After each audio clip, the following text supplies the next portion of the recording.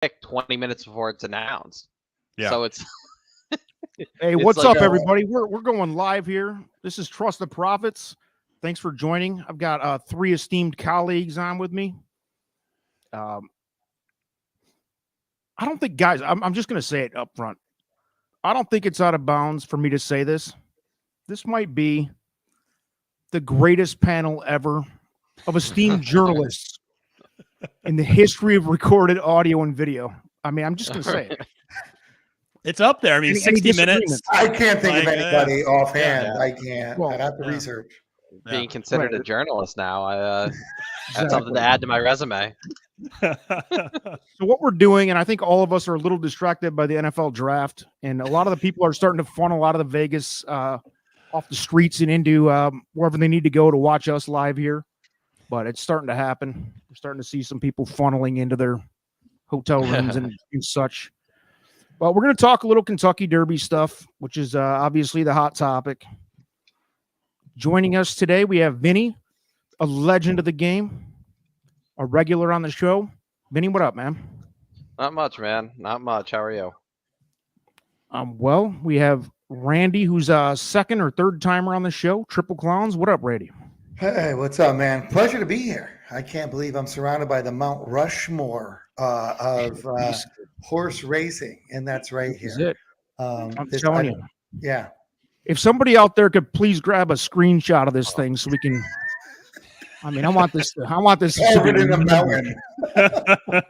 And a first timer, Matthew, FailedToMenace. What's up, man? Matthew, welcome. Hey, yeah, thanks so much. Really a pleasure to join you guys. And yeah, I loved all 3 of your stuff that you've been doing. So it's great to put names with faces and the whole 9 yards. So pleasure to be here. Right back at you, man. So let's talk about it. We've thrown around. If you are a follower of our channel, we've done at length top 10 lists and blah blah blah. And we just want to do a little bit something different tonight. And on the topic of the Derby, that's everybody's topic. Let's jump in and talk about. We'll start off with long shots that you guys think are actually live in this thing. And there's a lot of them, I think, because I think it's pretty balanced. I don't think there's any heavy favorites, really. I mean, there's 2 or 3, obviously, that are going to take a little more money than the rest. But for the most part, let's talk about like 20-1, north of at least 15 or 20-1 horses that you guys think might be live. And by the way, Troy Anderson of Montana State just got drafted, if you guys were interested. A big name player. And by the way, we were just discussing, why does anybody watch this, dude? It's like So listen, fun for every. I'm gonna make a case for it as a lifelong Philadelphia Eagles fan. And it is because as an Eagles fan, you are used to perpetual annual disappointment. And the only thing you have to look forward to is the hope of something better next year. And so you invest all of your emotional support into the hope that your inept general manager will finally make the right decision on draft night and draft the most obvious talent from the best college program. And yet every year they draft Mike Mamula from Boston College or John Harris, some no-name defensive lineman from the University of Virginia.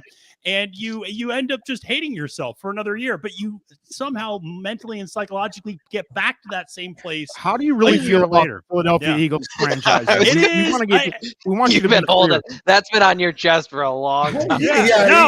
Every year, man. Every year. Well, and it's love also the most love it. exciting time of the year for an Eagles fan because that's how damn boring they are. And it's all downhill usually from there. So it's, it's just, I think some fan bases gravitate to it more than others. And 100%. And I'd like to feel sorry for you, but I'm a Detroit Lions fan, so I'm sorry. I don't feel sorry for you one bit, because at least you guys have made the playoffs here and there. Yep, I hear you. One of my best friends is a Lions fan, so yeah, I was texting it's a with him tough last go. night. Yeah, this is our Super Bowl. And you know what? We got a homegrown kid out of U of M, Michigan. So yeah. Hey, Hutchinson. We'll see. Yeah, we'll be all right. Maybe we get to 5-11 next year. See how it goes. One can dream. One can dream. Randy, who's your team? I'm a Titans fan, oddly enough. I was an wow. Earl Campbell fan when I was a kid, and I like the Oilers, so I made the transfer to the Titans. Big Warren Moon guy. I was a big Warren Moon run and shoot, baby. Ernest Yeah. Gibbons, Hayward Jeffries, There you go. Drew Hill. I'm aging myself here. I'm dating. No, you're not. No, We're not all at young all. like you. They had a young kid out of Michigan State named Lorenzo White at tailback too. Lorenzo White, 44. Nice right there. Yeah. Tailback, fullback, Sparty whatever he was. He's the only back in the backfield back then. Sparty Nation coming at you. All right, let's Yeah. go. Matthew, Yep. you got anybody at 20-1 or greater that you are looking at as a legit win bet, or are we talking underneath? What are you doing? So the one horse that I really like up top, and I've talked about it a little bit online, is Simplification. And this is a horse that I feel, obviously, the reason I like this horse is I think the same reason some people really like Epicenter is the horse has shown versatility. A horse can win on the lead, as he did really leading up to his graded stakes run. And then I love Dennis. And then, all of a sudden he goes to the Holy Bull and you think he's going to wire the field that looked like a perfect trip for him. And he blows the brake and you think this is he's toast. He ends up really learning a lot, I think, in the middle of that race and showing and really finishing a strong second, comes back, wins the Fountain of Youth. And then that last Florida Derby, Classic Causeway, just totally collapsing basically like down the backstretch and just, being gassed so early. And Simplification kind of inheriting a lead much earlier than I think he would have wanted to. I think just threw the dynamics of that race off. And so this is a horse that I think that his best effort is absolutely good enough to win this race. I think that he will get a nice trip. He doesn't need to be on the lead. He can sit off. He can sit 4th, 5th, 6th. He doesn't even need to be like 1, 2, 3. And so I just think this race might set up pretty nicely for him. And right now, the Vegas odds have him at about 26-1. And so, that's a big number for a horse that I think has a lot of talent. Randy, your take. I agree with that. I like the Simplification call. I think that, this source is something that you might see that speed. At the end of the day, we can talk about the fact of speed has won here. I have, got to be close. I'm reading that right now. If you need to be sitting near the lead since the last 7 years, near the lead or on the lead, 7 years in a row. So, we can talk about being near the lead on the turn, and that's it. Easiest ways to break down a race. Simplification, I agree with that one at those odds. That's the bomb I'd go to. I don't know what Cyberknife is. I'm trying to find it out right now. I don't know if he's 20-1. I see him bouncing. I think I saw him at 18-1, maybe. I don't know. Yeah, see, I think but he's up there. It. Yeah, I'll jam a mortgage on him if he is. Go ahead. Yeah. Well, I think. I'm with you there. I think Cyberknife's a good horse that can sit in a stalking position that I think definitely can get the distance. When I say definitely get the distance, and I'll talk about this a lot, I know, in the upcoming week, is 1.25 miles is longer than any of these horses will go. And like I think Mandela said this to me when I said, "Do you think this horse can get 1.25 miles? Can run 1.25 miles?" He looked at me and said, "Every horse can run 1.25 miles," and laughed. Because it's true. It's just how fast you can run the 1.25 miles. Right. And that's what it comes to in this Derby. Right, guys? I mean, it's not like somebody's flying home at 1.25 miles, and maybe they are, but let's face it. So gassed, really. Yeah, exactly. And you're just coasting home, see what happens. Simplification, I agree with. If not around 18-1, if you're going to give me that, I'll go Cyberknife. Vinny, anybody jumping off the page at you that's a long shot like that? I agree with Simplification. I like his versatility. I've been a fan all year, so I hope he runs well. Just to be a little different, I actually think the other two Brad Cox horses are more interesting than Cyberknife. Yeah. You stated that before, man, and it's hard. Yeah. I think all three of them are live, to be honest with you. Yeah, I like Zozos. He just seems to be. He just likes to run, and he's going to be more like close. 30-1, right? No, I think he's going to be low. I think he'd be really? Do you? Yeah. I think he'll be. I think he'll be the set like the middle of the three Cox horses. I think he'll be 8-1. Really? Yeah. I think he's going to be. I think he's going to be. If you think he's going to be 8-1, then you're going to be a happy man on Derby Day, dude. I really. No, I think he's going to be the sexy pick. I think he's Yeah, gonna be I the wouldn't second touch it. pick. Yeah, I wouldn't touch him if he's that. I thought he was going to be a price, but he's We'll got see, speed. man. Like That's what makes this year, like, a lot of people are bitching because this is kind of a not the strongest crop ever. I think this is an awesome crop because it's so balanced. This is the most balanced that I can remember in years, dude. You're gonna have Usually you got everybody at 12 two to or 1. three favorites. Yeah, what do we got? Honestly, like the fourth or fifth choice is going to be 10 to 1, 12 to 1. right. Yeah. So we're talking about Zozos, who in my book, I think I put them at 10 or 11 on my rankings, which I feel is pretty much, I don't know. Yeah, I have him consensus like in the nation. I don't think a lot of people have him higher than 10. I think he's going to be 20 to 1, honestly. yeah. But I mean, he's versatile. He's got. I like he's him. shown I like speed. him a little more than that. I'm with you, Randy, and I like him. I like him more than 20 to 1, but I don't think he's going to be bet down. I don't know why. I mean, maybe I might be going crazy with 8, but 12, 13, I think all day. But yeah, I think he's versatile. He's shown speed. He did nothing wrong with chasing Epicenter in that home. His number, like, if you're a speed figure guy, his speed figures blow the other two Brad Cox horses away. So he seems to fit. My big issue with him is his pedigree because he's sired by Munnings, and I just don't see it. But if he's close enough to the lead, and that's how this race has been playing, he for sure could be at least hold on for a piece late. And the other one, Tawny Port, the Risen Star, in my opinion, was the best prep. Even with the 100-point preps, the Risen Star, in my opinion, was just by far the deepest prep race, and he didn't run too bad. And then he came back and he finished second to Tiz the Bomb on synthetic, but then he wins the Lexington. And he won it pretty easily. His pedigree says dirt. Like, I could definitely see Tawny Port taking another step forward here, and he should be a huge price. I was going to say 3 to 1 on him, dude. Yeah, should. He's gonna be a very high price. So he's like at a huge price. He's one that I would definitely consider at least like a couple bucks to win on if he draws well. Obviously, if he draws like the 1, I don't want any part of him. But I think he's a logical bomb that fits. I think and I like Zozos quite a bit as well. I actually kind of like him a little bit more than Cyberknife. I think that Arkansas Derby I just was not impressed with that general field. I thought that was kind of maybe the weakest of the prep races in some way.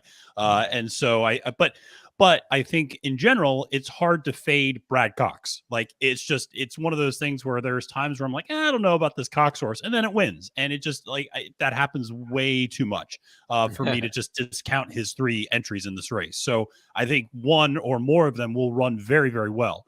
And I think the other interesting X factor in all of this is Crown Pride, the Japanese horse. And I think I think it's worth having this discussion because I think a lot of people just discounted him because of the UAE Derby, and that's just usually a road to nowhere. Yeah, and understandably so. It just historically is a road to nowhere in the Derby.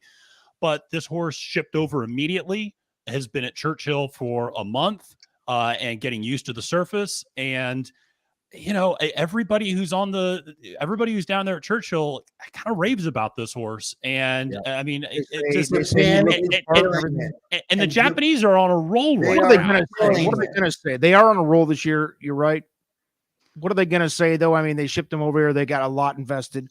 Yeah. It's not like they're going to say, oh, he looks like shit, dude. I mean, but at the same time, I mean, my whole take on him was, I don't know what to make of the UAE Derby horses. I never know what to make of them. The best I can do is scratch them off. And I know that's an uneducated idiot take, but dude, like, they don't do anything until they do something. Yeah. It was the classic. I mean, not the classic, the Breeders' Cup last year. Think about it. Well, I mean, Japan was 0 for whatever. Then forever. For forever. And then they win 2, and then they go over and they start beating everybody at the UAE Derby. They go over to England. They start winning. I mean, I don't think we can put that stat in with this crop of Japanese. Not saying this horse will win, but I don't know if we can look at it the same way. I think this horse is able to finish respectably. I don't have him as a win candidate, but I think I would not be surprised if this horse finishes like 5th or 6th, which would be like the best ever finish, I think, for a UAE Derby. I think it's 5th, right? Prep. 5th, Fifth, I believe. Yeah. So, you know, I just think he'll run well, and right now he's 34-1 on the early odds in Vegas. So. Put him in your supers. Well, that's actually my problem with him is that I think I think a lot of people are expecting him to run well. So a lot of people are going to use him underneath in tries and supers. And even though he's probably going to be 30-1 on the win, he's probably going to be sub 10-1 in the exotics like that because international have him. Yeah. Right. Well, like even like for like, you know, like I think he can hit. I definitely think he could finish 3rd or 4th. That wouldn't shock me. But seeing how many people are saying that, you're probably not going to get that 34-1 value on him underneath. So if you're using him like he's a logical horse to use underneath, I think. But when I can totally see when if he hits he finishes 3rd at 34-1, and people are like, oh well, the trifecta seems like it came back soft. It's like, yeah, well, he was probably 10-1 in the tries because everybody used him. Yeah, so sure. I think if you're using him underneath, you just gotta kind of be knowledgeable that a lot of people are going to use him underneath. But I agree with you. I think it's only a matter of time before one of these Japan horses wins a big 3-year-old race over here. Well, I mean, but guys, would anybody here be that surprised if all of a sudden, oh my God, you know, that horse beats, the big bad Epicenter?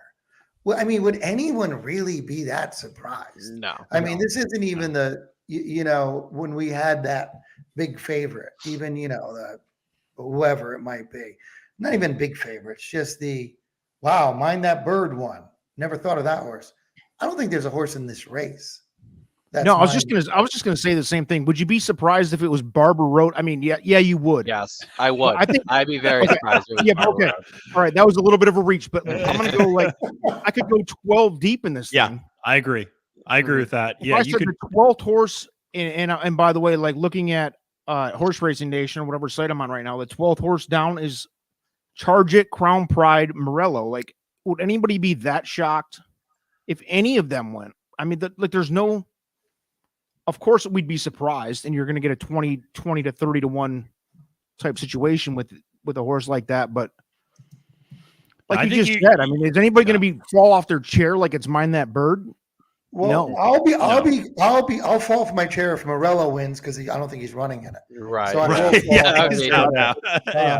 that one I will. But no, you're absolutely right. I think anybody. I think even when you said Barber Road, we're not going to bet that horse. But I mean, who's a world beater here? I mean, nobody. There's always been a world beater, dude. Just saying, I know that's your guy. Randy's guy. He's got tears coming out of it. Sorry to bring it up, dude. But no, I loved him. I hated to see that, dude. Haven't talked to you since that happened, so.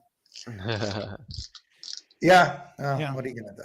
Yeah. No, I mean, it's you're right. I mean, it is one of those things where I think if you saw any 12 to 14 horses probably win this, it's completely believable. And I think when you talk about the big bad Epicenter kind of jokingly, it's true. The best thing you can say about a lot of these horses is that they've done what they've been asked to do to this point.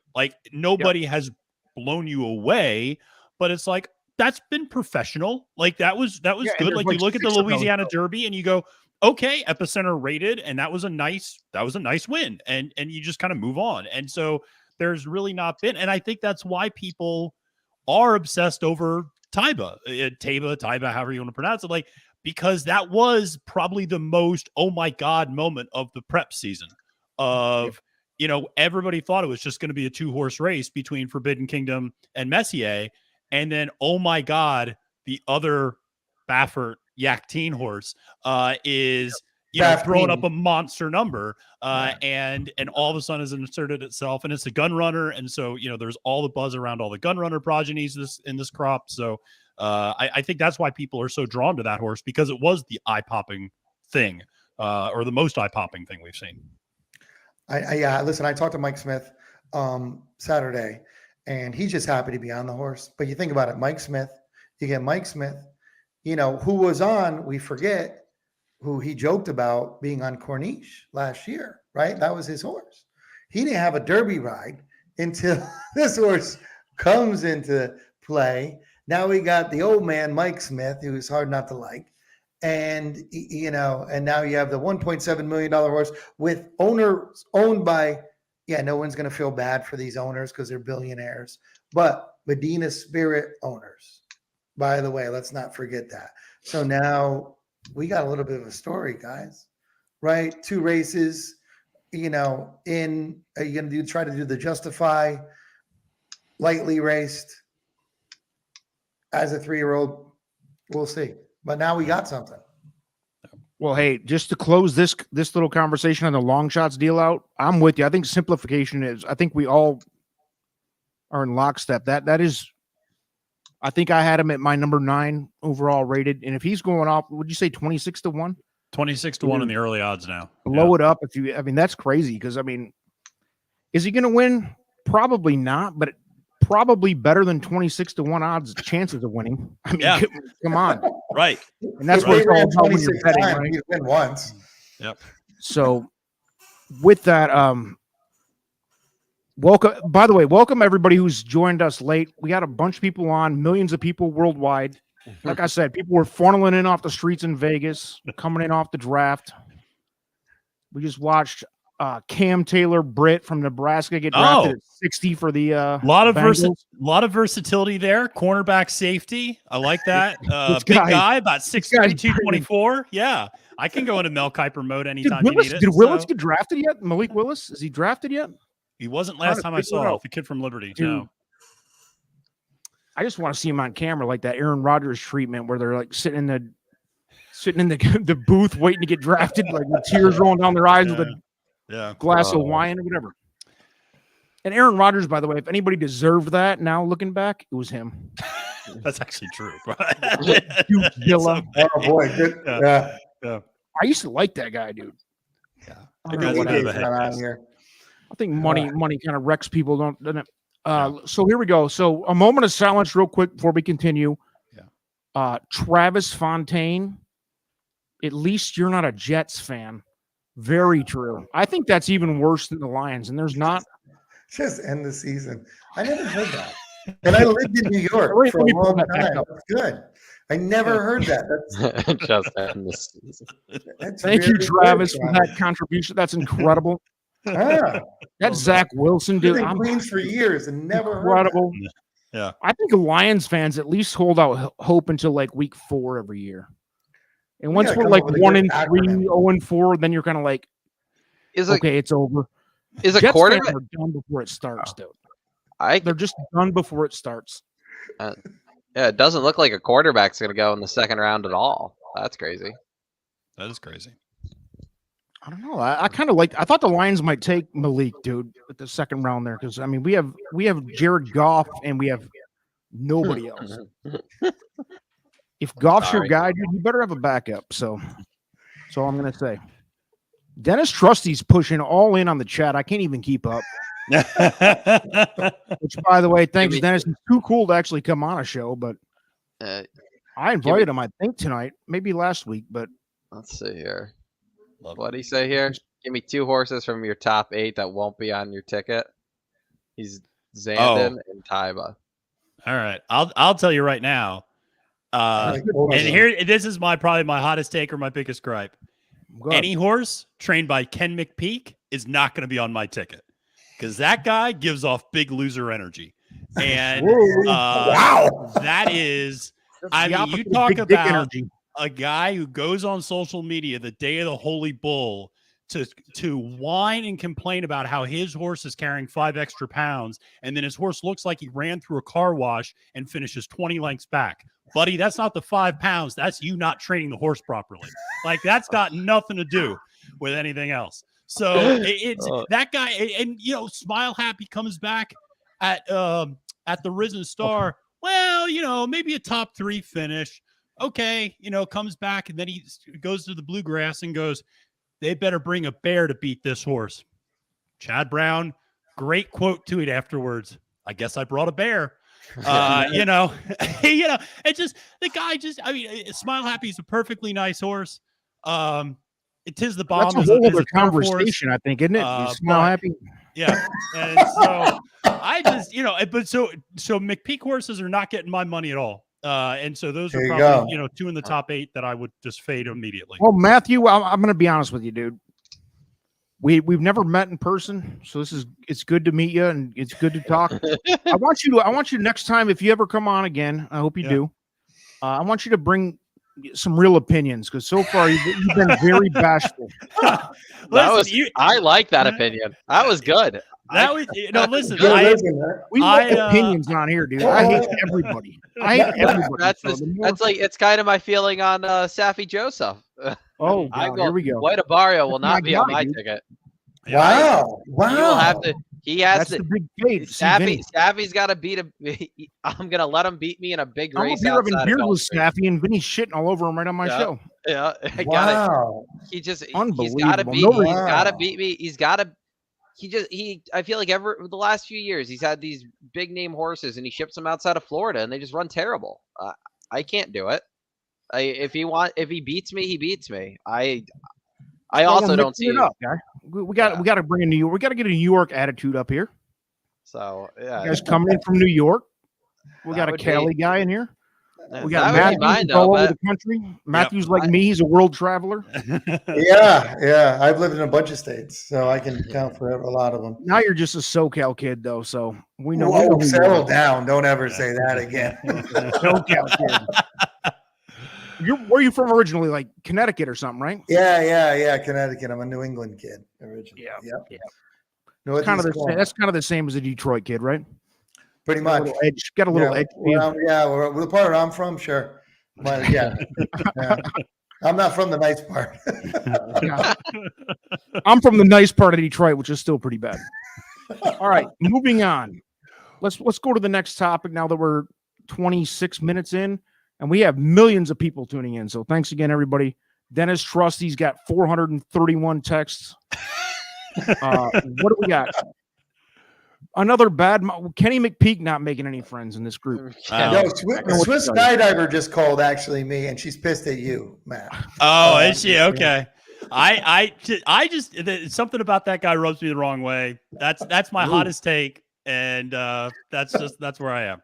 So my hot take. You want my hot take real quick? I'll just throw it in there real quick. Taiba, whatever the thing's name is, won't win, won't even hit the board. Thank you. Wow. Bada boom, bada bing. Stay off, fade to black. Nice. All right, let's move. All right. Post position draw, big controversial issue. I think a lot of people value it. A lot of people don't put much weight in it. Consensus with the 20 horse gate is what? 5 through 15 is pretty much. You can't do a whole lot of wrong with that. But if you draw one, especially, can be big trouble. Outside position, not great. 15 through 20 usually. I don't know. What's your guys' take on that?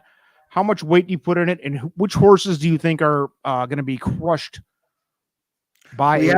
We have a new gate. So everybody remember that. The new gate is a big deal. That's a big deal, right? Stats don't part of the reason why I brought it up. Yeah, that doesn't count. Is it supposed to correct this thing or what? No, I think it makes it much better for the 15 through the 20 whole different ball game now. I mean, they were out before. You looked at, but even Authentic, when you look a horse with a big rush, I love that Authentic drew the outside. I loved Authentic in that race. I love that he was outside. He liked to break right. He didn't like anything. Well, you were out there bamming drugs into the ass of the horse with Baffert, but that's beside the point. We'll talk about that on another episode. Well, with that being outside of that, I did like the outside, but I like the speed on the outside. I don't worry about it as long as the horse can clear. I think more than post position, unless you're buried on the rail, is the speed on the inside and outside of you.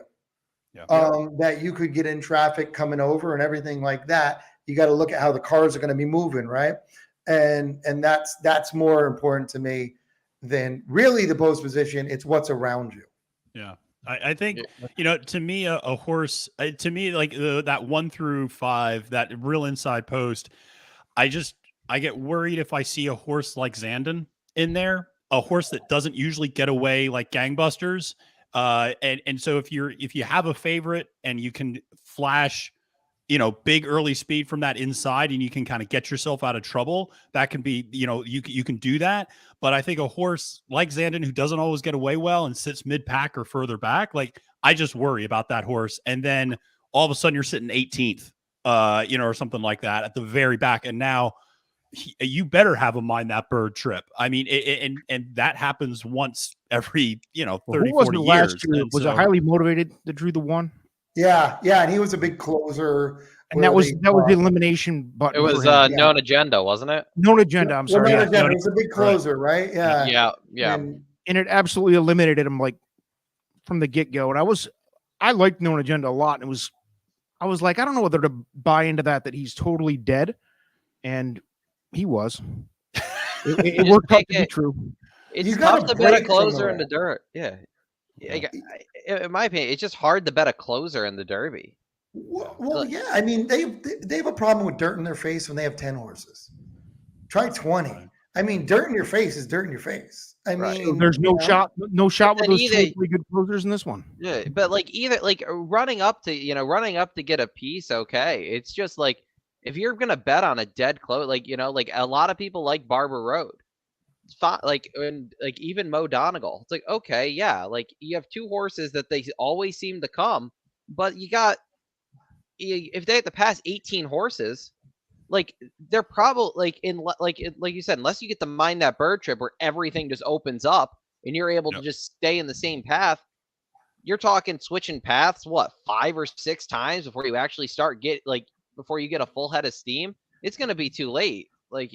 That's why a lot of the Derby winners in the last decade or so have all been first, second, or third turning for home, because then they don't have to pass. Like you're basically have already passed everybody, or you just got to hold horses off that have to switch lanes.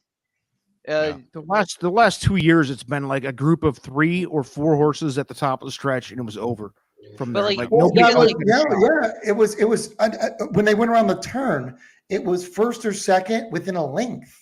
Last 6 years, within a length in the first turn, So there you go. I mean, if you're gonna go trends.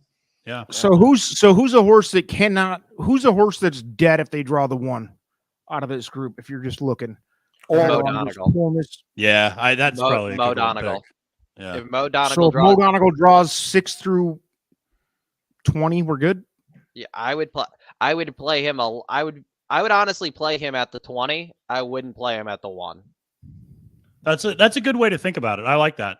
I like that way of thinking about it. Like Zandon too, right? I mean, throw Zandon in the same boat. Yeah, I would. Yeah. Well, yeah, because 20 you can pick your spot a little more. 1 you're forced into your spot if you don't break. 20 you can pick to be last or find a little hole and There's honestly the only besides Messi, those two. Messier and Zozos for me. Maybe Epicenter would be the only 3 I'd consider even using from the 1. Just because I know they have gate speed and they can get away and it wouldn't be an issue and they can hold they'd be able to. Actually, might be good for them. They might like the 1 because they could dictate. Yeah. Right. But besides that though, if any of these other, if Smile Happy draws the 1, I wouldn't take him at 50 to 1 to finish underneath. He would just have too much to do because he doesn't have a ton. He's got okay speed, but if you're a off the pace horse and you're breaking from the rail, you're talking being maybe 12th at best. What about a snappy horse on the 1? I wouldn't touch him. I think it's funny. You talked about Matt. What about Matthew? I mean, no, I was just gonna say, what about a Kenny McPeak?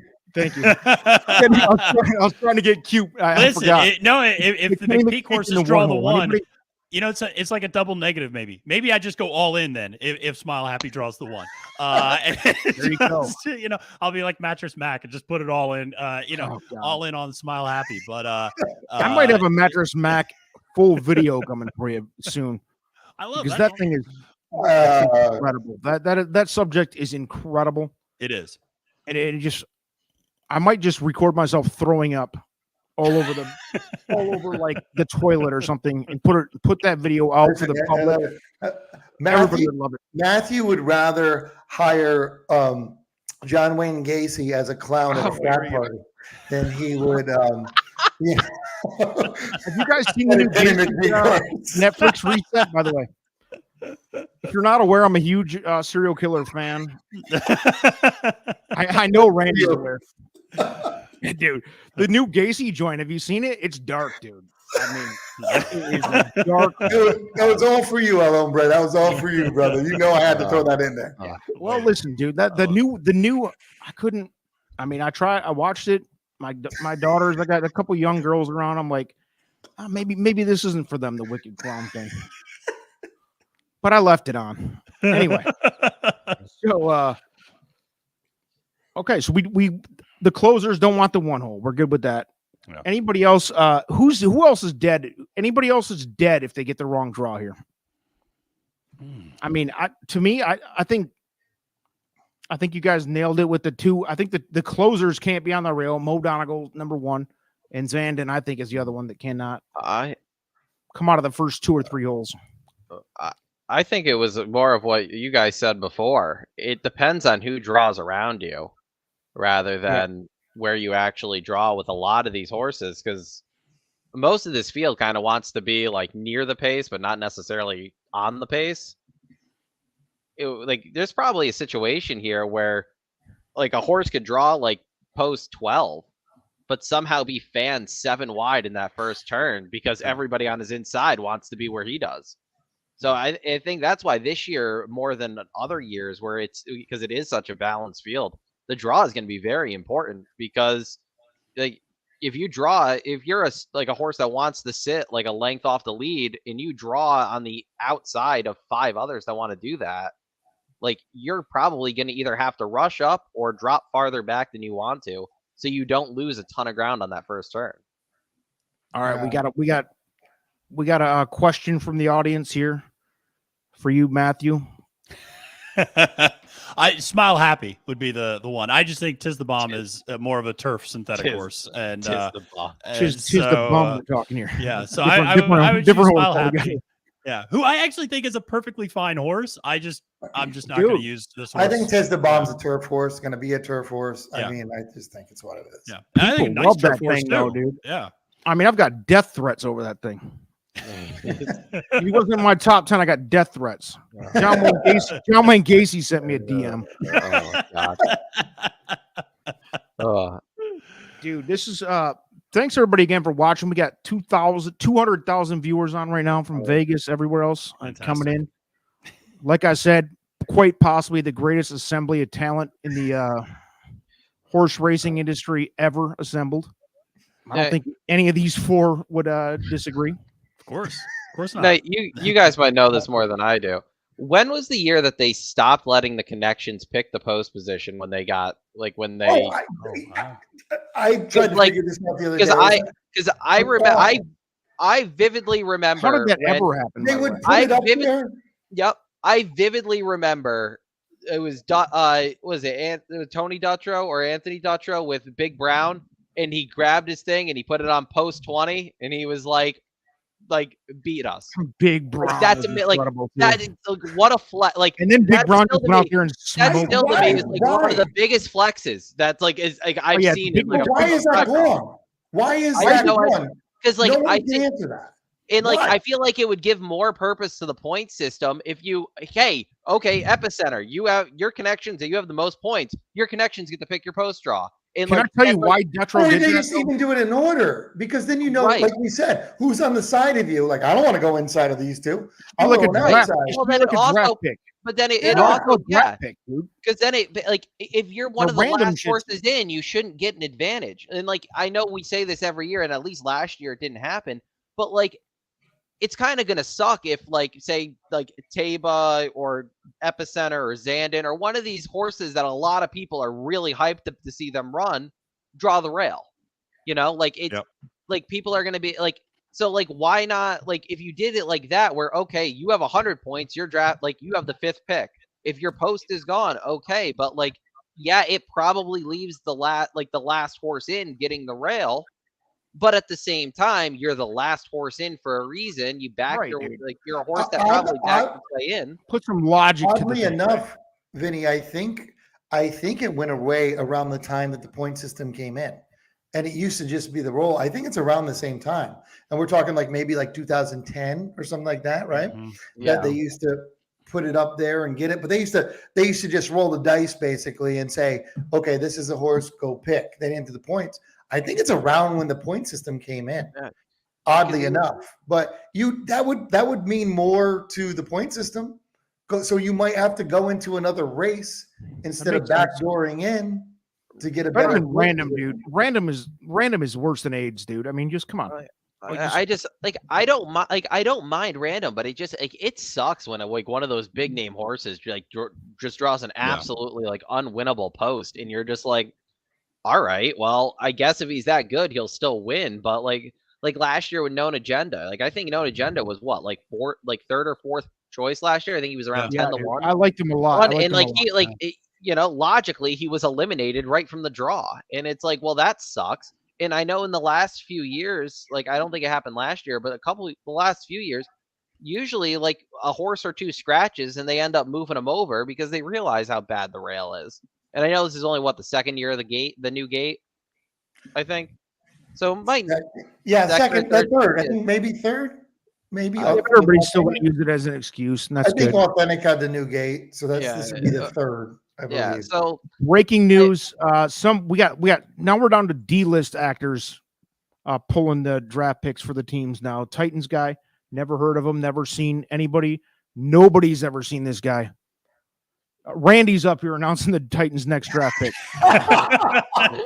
Oh man. Hang on. I'll be right back. I got to go announce the Lions next. I'll be right back. It's got pretty D-list. I appreciate the D-list actor. I'm like, hey, dude, yeah, that's the best I can ever do too. So we're doing that. We have, let's see, true story from Dennis. Dennis still going in, dude. He's all in, breaking his fingers, typing. This is way more interesting.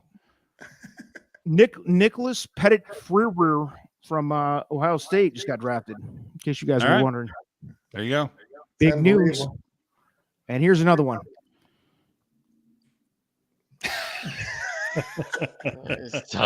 These some man are live. Come on. Randy might be the only guest ever to be older than me. Wow. That's so weird. And I'm not that old. I don't think I even look that old. Jesus. I was gonna say you don't look that old. Oh, I got more gray than you. I know that. Yeah, I think Randy, you're only like 5 or 6 years older than me. Like we're not that far apart in age. We're all old guys. Yeah, but we are handsome gentlemen, by the way. Vinny's an old guy too. Yeah, Vinny's 30. Like 100 years younger than us. Yeah, Vinny's like 12. Born the year I graduated high school. 31. What would you rather do? I mean, here's the question: what would you rather do? Draw the rail or be drafted by the Detroit Lions? Oh, draw the rail all day. Yeah, draw the rail all day. Draw the rail. I don't have to. I wouldn't have to live in Detroit. Whoa! Oh, I get Guy personal. from upstate New York. Hey, go sorry. shovel some snow off your driveway. I got a buddy who lives in Detroit, and I used to live there. He's lived there for like 6 or 7 years, and I give him crap every time I see him. Not that bad, dude. You remember when Jim Kelly got drafted, and he was like the Miami kid, and I got drafted by the Bills, and he cried. Like, you imagine being like the Florida kid that gets drafted by the Detroit Lions, that you're just like. Well, it's funny. It happened yesterday. Matthew Stafford was a Southern kid. It happened yesterday with by the way, congrats. Yeah, and Kaiir Elam, who's the cornerback at the University of Florida, got drafted by the Buffalo Bills. Have fun with that one. Like, like Marshawn Lynch stepping off the plane. Dude, like Jim Kelly's like the like mayor of like Buffalo or he something loves now. it now. But I know. But he even went to the USFL for 2 years just to avoid. I think didn't he play for He went the to Houston USFL, Wranglers? New Jersey. Yeah. He went to the Jersey Generals. Like, Yeah. what's the difference? Like, oh, I'm sorry, you went to New Jersey? Like, Jesus, Jim. By the way, Dennis Trusty just ripped Vinny's age. Vinny said, "What are you, 31, Vinny?" Yep. Dennis is from what? West Virginia or Kentucky or something. He's Kentucky kid. I think what the rule is if you're from Kentucky is you take your age and you multiply it by 2.4 to actually substantiate your actual age, like as far as like mental. So if you're like 20, you're like 45. And I don't mean that in a good way. I think everybody in Kentucky smokes like a carton of cigarettes per hour. Their skin's ashy and disgusting. Just gross people out there. I mean, it's just gross people. You know what it is? No offense. No offense. This is what I heard about Kentucky. It's take your age minus that same number, add 3, and that's how many teeth you have. Add how many teeth and that's it. And then run it back. Subtract your teeth by the average age that you lost your virginity to a woman, and run that back. Oh, God. Welcome to the horse racing show, ladies and gentlemen. We just bring you nonstop horse racing facts in detail with no fun.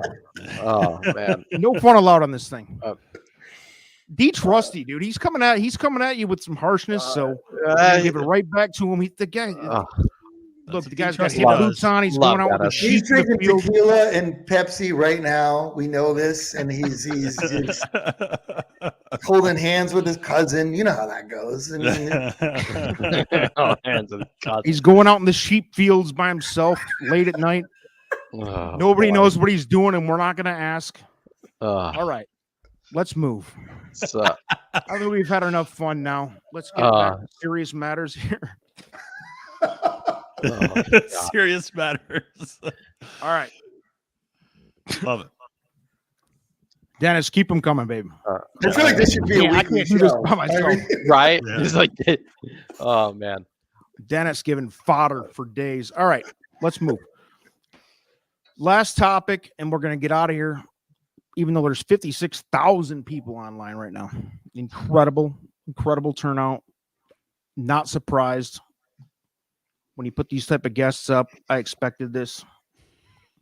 Look, and I'm going to do it again. Here we go. This is my hot take. I said it a little while ago. It's Taiba. The world's got a wild obsession over this thing. Sexy numbers. Sexy topic. It happens every year, doesn't it? It happens every year. There's a sexy topic, sexy pick. It was Rock Your World last year. And I don't remember. I think he got 16th.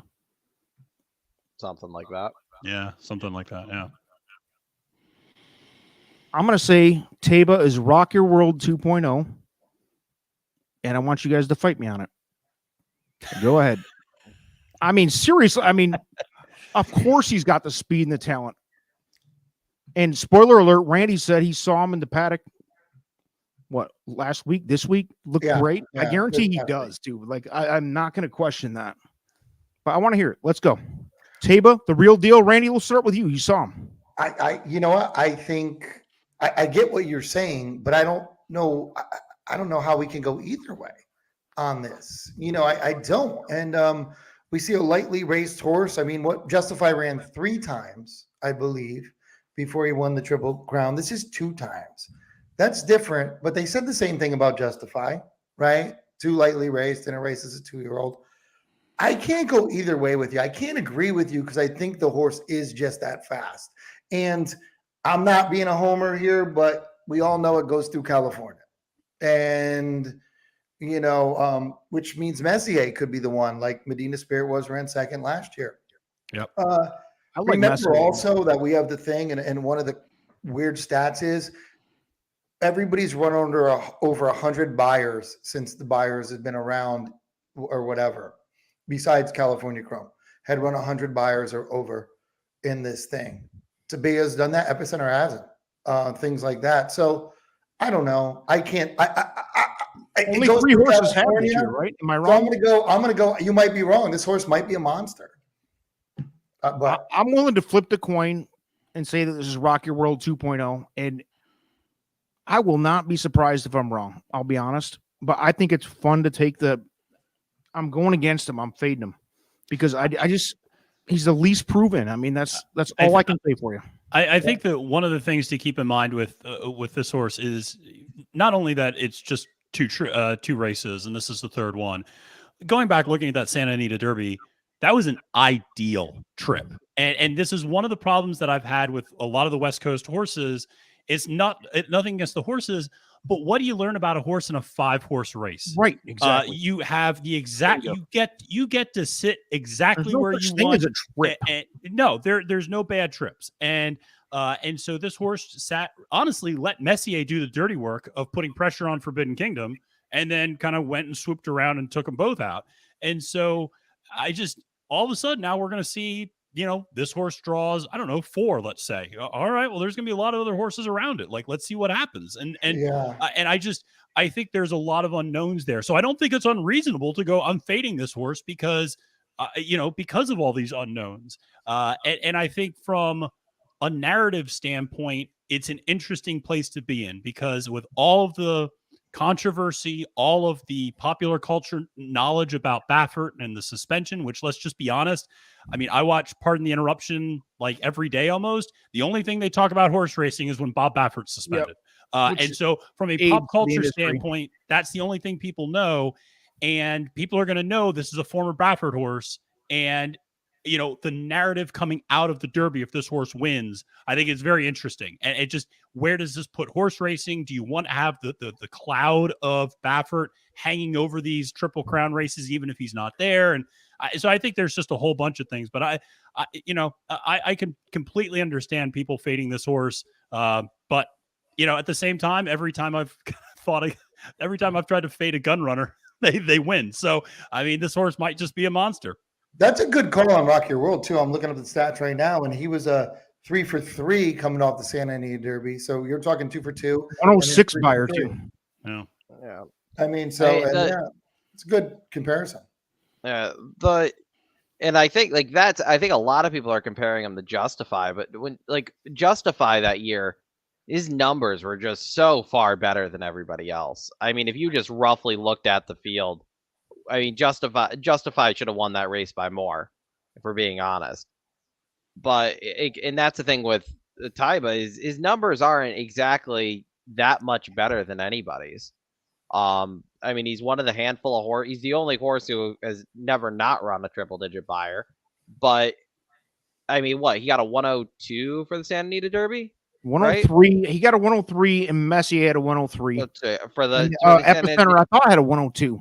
Yeah, so it's not like so it's not like that much. I know on the Thoroughgraphs he ran a 0, which is the best number coming in, but there's a ton of horses on Thoroughgraphs that ran a 1 last time out. So it's not like he's alone on an island, and he's kind of that horse. I feel like that for the he's probably going to be probably second choice in my opinion. I think he might end up being second choice to Epicenter. Maybe he fades up to third after. I mean, everybody was gushing today over Zandon's work. So I saw that. But he's going to be He's going to be top 3, and he's going to be what? Like 6-1, like at like his worst odds, maybe. So at a value like that, he's kind of the horse that I think if you like him, that's your horse you play on top. If you don't like him, he's a horse for value purposes you hope is Rock Your World 2.0, and you fade him and hope that you're right. I think he's going to be 4-1 though. I don't think 6-1. I think he's going to be close to I think he's going to be low. 3-1. So right, that's what I'm saying. For the value he is, you're either gonna I feel like if you believe in him, you use him on top. If you don't, if you have any other horses though that you're not 100% sold on Taiba, you don't use them. Like maybe to save yourself, That's like where as I'm like at. a defensive use on a pick 5 or something. But like if you're just playing wins, like I feel like if you're not sold on them, you just toss them and hope that you're right. I like Messier better. Call me crazy.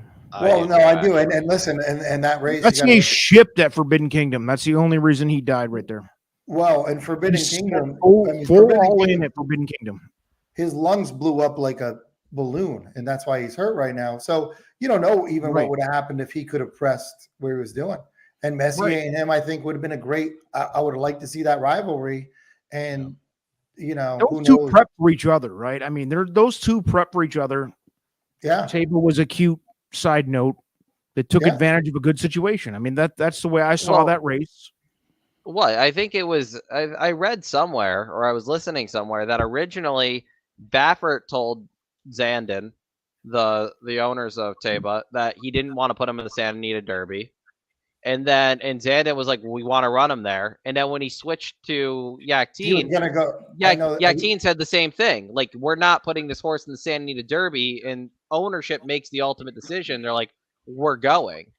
And then he wins. So, like, I kind of want, like, it seems like they really just want they really want an actual Derby. And I feel like they may have rushed this one. He wanted to go to Lexington. I know that. I know Bob said that. He wanted to go to Lexington. And you're exactly right. They went to Santa Anita Derby, and they were actually didn't want any piece of Forbidden Kingdom at that time. And they were just going to go get the points from the Lexington and see what happened. Mm-hmm. I know that because he was supposed to go to Lexington, and next thing you know, I said the same thing. I go, well, I'm not going to bet this horse that didn't want to come here. And the one other thing to keep in mind here is, this horse, Randy just saw the horse recently, but I don't think since Fusaichi Pegasus we have had a winner never step foot on the dirt of Churchill Downs before the day of the Kentucky Derby, and that is what is likely going to happen with Taiba. That this horse is shipping in, will probably not have an official work at Churchill, and has never run obviously at Churchill. And like I said, going back over things, I think Fusaichi was the only other one to do that back in 2000. Just kind of flew in and won. So it was a freak, and he was a freak. Exactly. And so I just, I think getting to Churchill and putting in some work, and I mean the fact there's only the one work between the Santa Anita Derby and now, and I think there's a lot of reasons to expect that they press this horse maybe a little too much, and Yakteen is doing his best to just really get this horse in a good spot, to be a healthy runner in this race. Yeah, the one work thing bothers me because I think it was Matt Bernier posted those stats of like the last few Derby horses that only had one work that wasn't at Churchill to run in the Derby, and they both finished well behind. Yeah. So it's a cause for concern, but he also could, like you said, he could be a monster. Yeah, I mean, and I don't know. Holy shit. If he runs away and wins by 10, I won't be shocked. I'll be honest. I think for I'm not betting him. I'll be honest. I'm not betting him. He's not taking $1 of mine. Even in a Derby video that I did, because he was on the probable list, and it was before they had announced he switched barns. I'm like, this seems like a 2-horse race, but if this horse is in it, like, he might just be a freak. Like, I would play it. Yeah, you said that. I remember Vinny said that. Luckily, he was like, he went off at like 4-1, and I'm like, I cashed on him because he was in the race. I'm like, I'll give you credit where credit's due. You said it, and I'm like, I don't think this horse. Guys, I thought he was a rabbit. I thought he was the rabbit. Exactly. He was the third wheel, and I'm like, this is going to be a cute little match race where this horse is going to get third by 20 lengths, and Forbidden Kingdom had his issue, and I was there. Yeah, I was there with Forbidden Kingdom, like from the walking ring, and I'm sitting over there talking to the connections, being like, "Oh, here we go with the rabbit," and I'm like, joining at Mike Smith jokingly, being like, "Don't do it again, Mike. Don't do it." And sure enough, he sits back and goes by everybody. Yeah, I'm like, what the hell just happened? When he sat back, I was like, "Oh boy!" I thought it was over. I thought he was. It wasn't a good day for me there, but it wasn't, dude. It wasn't a good day for the racing. I think because I think a lot of people were like, I was a fan of Forbidden Kingdom, and that sucked. Well, Mandela, Yeah. and Because if he was still involved, and if him and Messier and Taiba, if there would have been a 3-way battle right there for California, that would have been like would have put a lot more interest in here, which is already very interesting because I mean you're hearing four different opinions here, and we're all over the freaking place. Yeah, I mean we really are. Oh, what do you guys think of Classic Causeway coming back? I think he's coming back non-factor. because Forbidden Kingdom's not there. I think Speed, and now he could be Speed, right? I mean, and Speed wins. We just talked about it. I mean, you got to say he has a shot, right? I don't know. The way he faded at the Florida Derby, he's got 5 weeks.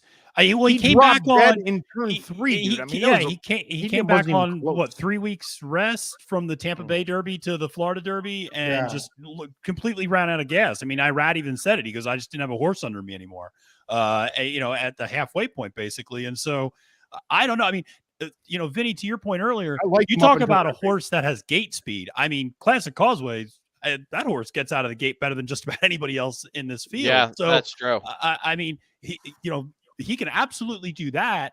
I just worry about the conditioning, and I think maybe a little bit of what the Taiba situation was. Seems like ownership wants to have this horse in the race more so than the trainer thinking that this is a good decision. So that's why I'm wary about Classic Causeway. I think, but he could cause some problems with where he draws. We talked about that before. If you look at him drawing, the 11. And then now the 9, 8, 9, 10, got to worry about that horse just cutting their heads off coming over. That's one he's going to affect the race. And there's no doubt to me, I know his ownership, but I think once Forbidden Kingdom was ruled hurt and out, I think that's when they said he could be lone speed. Well, and I think you take that, and then Morello's out, and then Chad Brown has said 90% chance that early voting's out. I mean, so all these rabbits, or they're more than that, but these obvious front runners are just dropping like flies. And to Vinny, to your point earlier, everybody wants to sit like 2 through 6, but somebody's got to sit. Somebody's got to take the lead. So who's it going to be? And I'm curious too. Yeah, I think it's either going to be Classic Causeway or Summers tomorrow on the at least first call of who's going to be. I think that's a pretty safe bet. Really, I think that's safe. Or listen, I wouldn't be surprised if Messier gets in the mix.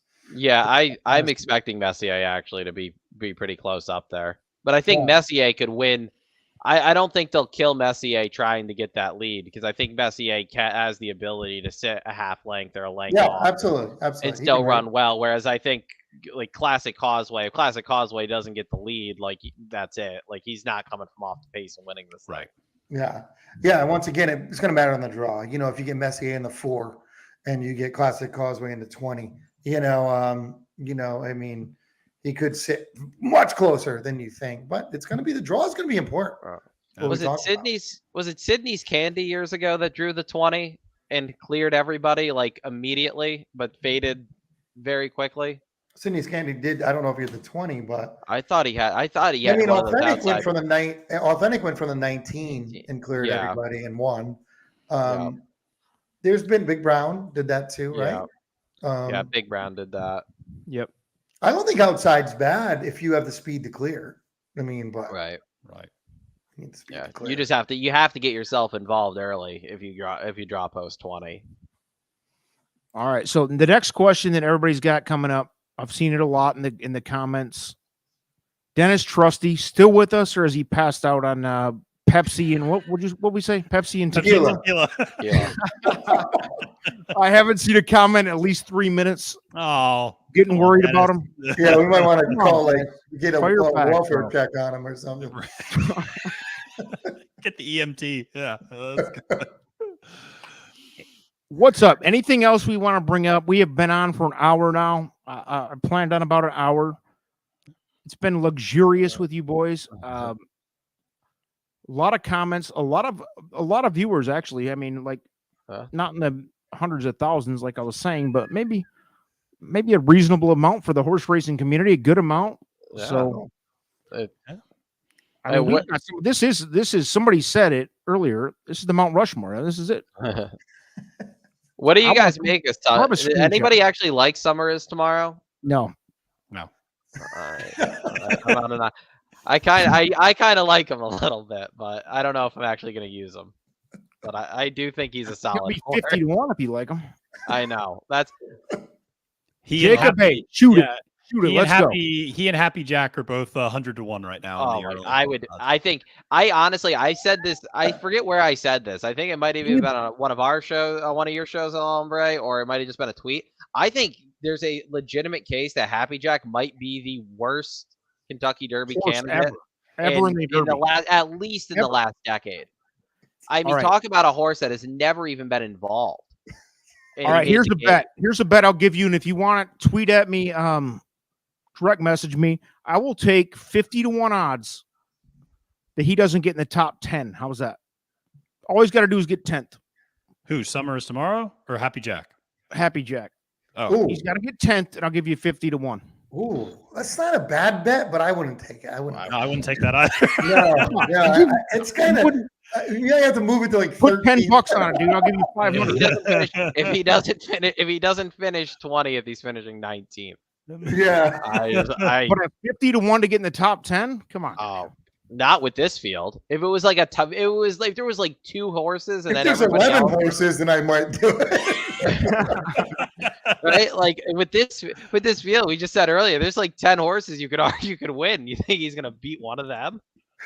All right, Jacob. Jacob's looking for something. Here we go. Share something you learned from someone else. A new aha moment for you tonight. I mean, there's so much to learn from Dennis, especially, but I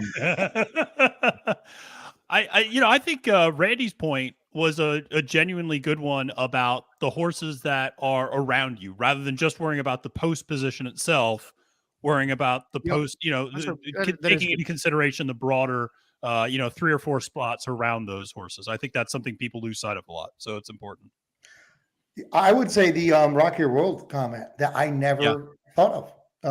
So, and then looked it up. It rang true to me right away because it really reminds you. It seems like to me every year there's a sexy, wise guy pick that comes in and takes a lot of money. But the same trend too. I mean, besides one more race, 3 races, Santa Anita Derby, like even but he didn't become he didn't become sexy until Santa Anita Derby, right? Yeah. And rightfully so. I mean, I'm not going to sit here and say you're an idiot if you bet him. I'm just saying I'm not betting him.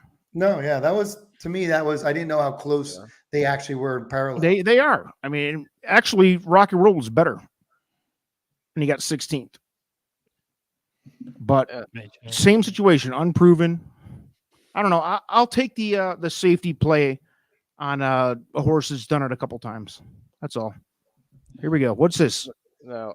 Cherry's question. I heard. I actually was talking to someone who was at Brown's little presser, so to speak, today, and they were saying that, he said 90% no to the Derby, and most importantly, he seems like he really wants to run early voting for a while, and that he's really interested in making sure this horse has many, many more races in front of him, and so doesn't want to wear him out. Kind of more pointing the horse towards the Preakness, which I actually think makes a lot more sense for a variety of reasons. I think the distance makes a lot more sense, and so and the field size. So I'd be shocked if he runs on the 7th. I feel the same way. I do like his comment though of like he says like unless something changes with the field or whatever quote he's been using there. I'm curious what that change is. Like I am too. He's been very coy about it. I mean, it's very interesting to see. Like as he said it a couple times, and it's like, oh well, if do they go if for some reason Taiba doesn't ship well and then they have to scratch him? Like, is that the straw that gets them in the Derby, or are they just legitimately worried about the other pace horses and they're like, no, we're not doing it we're not trying to make the lead with this many horses in the race. Yeah. He's ducking Happy Jack. I wouldn't duck Happy Jack. Dennis is looking to take Happy Jack at 10 to 1 to get in the top 16. Now that's a bet. Top 16. That's what I said. You got to slide that. You got to slide it. That's look at Dennis with the Pepsi and tequila coming up with good ideas. He's got to be. Dennis is going to think like there's going to be 3 scratches. You got to get that. You got to get that sliding scale out with the Pepsi and tequila versus the odds and all that. I love it. No, That's is good. Intriguing bet though. It's 10-1 at top 16. He's got to be. You got to figure it's probably going to be 2 scratches. Average field's 18.5 probably. Nice. Well played, Dennis. He might beat 1 or 2. Yeah, I could see that. I could see somebody, just might have pulling a a horse breakdown. up and I mean, maybe not breakdown, but just breaks realize the horse. Let's be real. Yeah. It happens. Yeah, no, it's true. Well, yeah, if you're out of it. Yeah. To this comment here by Mike about the start of Rock Your World. Yeah, like that ruined his race, but the horse was never the same after that because they rushed him into the Derby. I don't think he ever won again. I was going to say, I don't think he ever won again. Never heard his name again. Looking at him, he ran a few races. I don't think he ever won again. Yeah, I don't think. And I think they even tried to put him back on turf, and he just didn't win. If I remember, he was out there today at Keeneland against Dennis's Moment, getting 15th. No, he came in second in the shared belief stakes. I was the closest he ever came. We went 16th, 6th, 2nd, and 9th to finish out his career, and that's after. So yeah, no, he never won again. Yeah, and that's unfortunately, I know like a lot of people get on like. Pletcher got a lot of crap for this a few years ago. In the last couple of years, he hasn't. I haven't seen as much of it. But like they basically they get these horses to the Derby, and that's the goal, and then they're done after this. Yeah. I mean, we're gonna have a 20 horse field. I wouldn't be surprised if 5 or 6 of them never run again. Well, I mean, how many last year?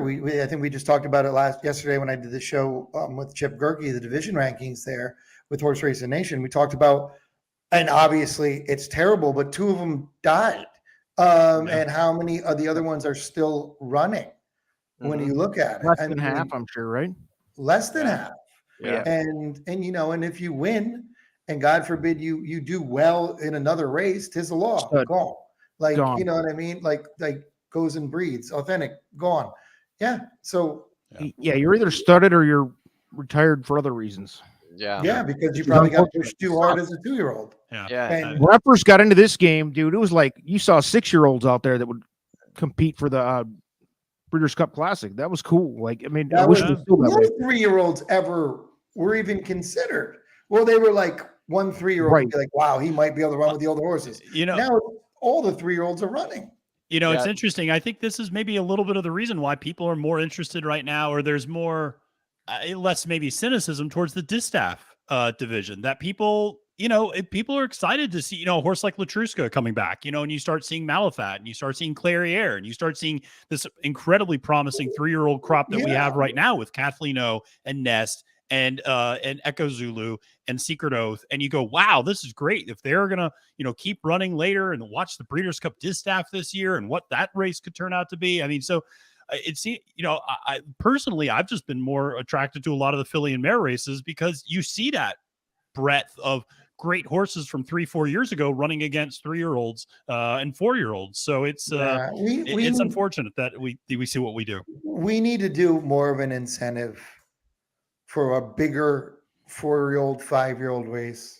Something right? Bigger. Dude, I agree. More of them, bigger. So familiarity is big in any sport, dude. Like if you want to recognize the same name like 3 years in a row. I don't think that the typical fringe fan even realizes that the Kentucky Derby is for 3-year-olds. Nope. They don't. Like they're like, well, I've heard of Secretariat in 1973. Yeah. He won 3 Kentucky Derbies in a row. Yeah, exactly. That's your fringe guy, right? I mean, really. And so if you actually do recognize a year or 2 in a row, it's like it's a good thing. I mean, it really is, but you don't see it. El Hombre got freshman of the year 3 years in a row, didn't you? You get What's that? You got freshman of the year 3 years in a row, right? Yes, college and high school. And I actually think, and this will never change because the money in the sport is really in the breeding. But I think there's too many. I think there's too many high graded stakes races for younger horses. Mm-hmm. I mean, I've been saying it for a couple of years. The only 2-year-old race, in my opinion, that should be a grade 1 is the Breeders' Cup races for 2-year-olds. Because what happens is you get a horse that wins the Hopeful at Saratoga. He runs one more race and he runs bad, and they just retire him because now you have a horse that has hopefully has decent pedigree that is now technically a grade 1 winner, and he's worth you can stud him for 20,000 somewhere. And like that's what tends to happen. We have all of these, like, I don't know how many horses in here have a grade 1, but like I'm just going to use White Abario as an example, just because he makes sense to me with his pedigree. Race Day's not that well known of a sire yet. Like, he's had a few, but nothing amazing. Here you have a grade 1 winner. He's won a grade 1 and a grade 3, I believe, and he might have something else. I don't know his full resume off the top of my head, but he's still got the grade 1. If he doesn't run well here, you could stud a Race Day for 25, 30,000 probably. And Vinny, I'll give you another name. Jack Christopher. I mean, Jack Christopher, we haven't seen him since before but he's he's grade 1 winner as a 2-year-old, and we haven't seen him. There's been rumors that he's back, and maybe, I know there's some scuttlebutt, maybe he's going to run at Saratoga or things like that. Brown hasn't pointed later in the summer, but like, again, like, he could just retire as a 2-year-old, never be seen again, basically. Or niche. Guys, yeah.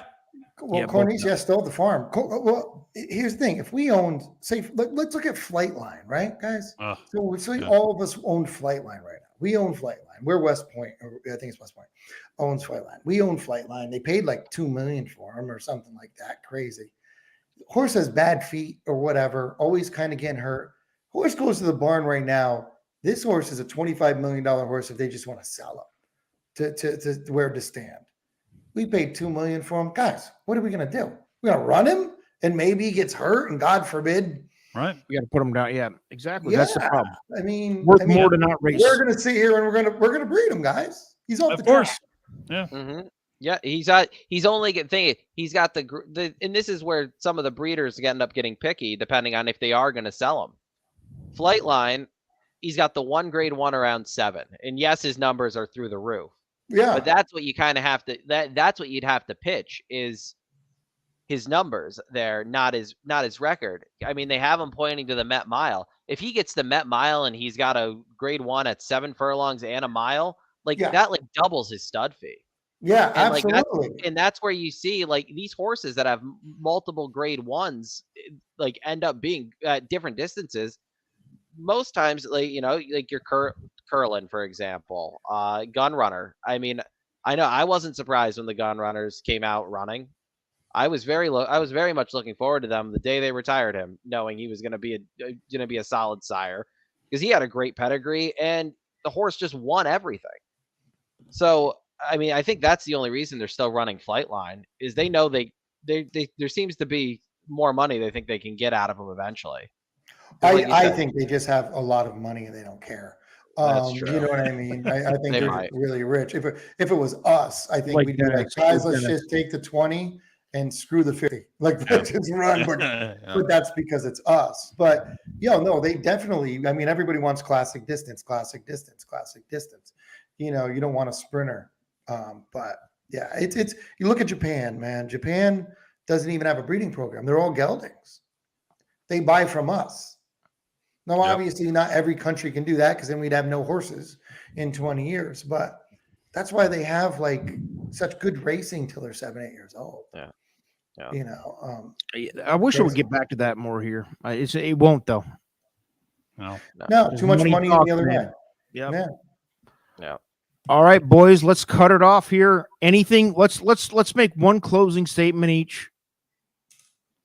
Dennis, feel free to fire in. In fact, I insist.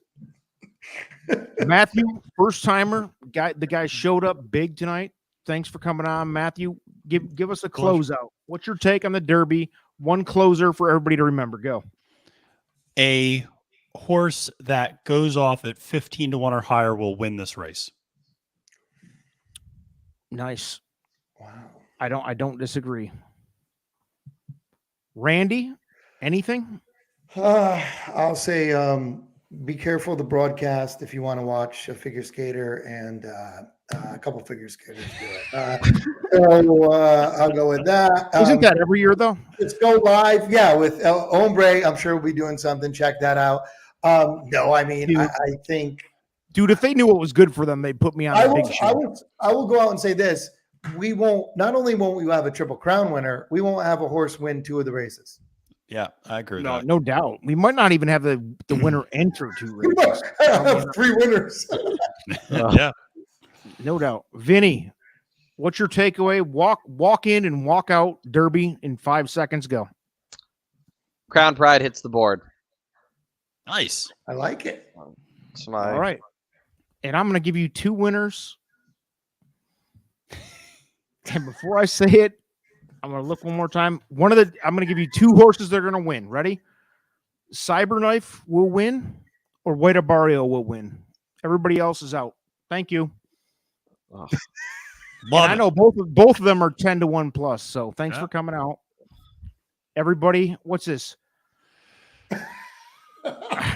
How much? DM me, bro. At El Hombre TTP. Hit me. I will take that. I'll send you my Venmo, PayPal, or Cash App info. I will. How's that for you? Love it. Horse waltzes home at 100, 150 to 1. And Happy Jack is extending. I turn it off mid stretch. He's just one of those horses. Like if he wins, it's just like, all right, like the last 4 months I've been watching these horses meant absolutely nothing. Hang on, though. Which one of you pricks actually put that question up here? 'Cause it wasn't me. I did. Thank you. Thank you so much. Love it. Anything else? I think we're done. That's it. Hour and 20. We kept it short. I'm out of beers. Randy has got to go to bed. He's old. I know, apparently. The lights are turning off on him. Yeah, he's. I know. Yeah, what is that? I'm gonna get. Dennis's I know, I got sister is some in the better. bedroom calling his name. Oh, God. What else? It's late. It's late. I'll be up for a Gerard's while. looking for the Lions and Jets Super Bowl, as am I. Anything Better else? That's on. it. Let's close it. Thanks, you guys, so much. Thanks for coming on. It's been fun, man. Yep. We'll do it again. Maybe next week. I don't know. What'd you do? Go in the dark, Randy? No, all of a Turn the lights sudden off. it just got dark in here. I didn't pay my electric bill, so Wow. it happens. I steal electricity. I'm Dennis is a only- liar right here. His first cousins are in the next bedroom over. Then how's that? Here we go. Oh, Ah. God. All right, guys. All right, ladies and gentlemen, peace out. Thanks again for everybody coming on. Thanks for all the viewers. Take care. Good luck this weekend. Next weekend. Peace.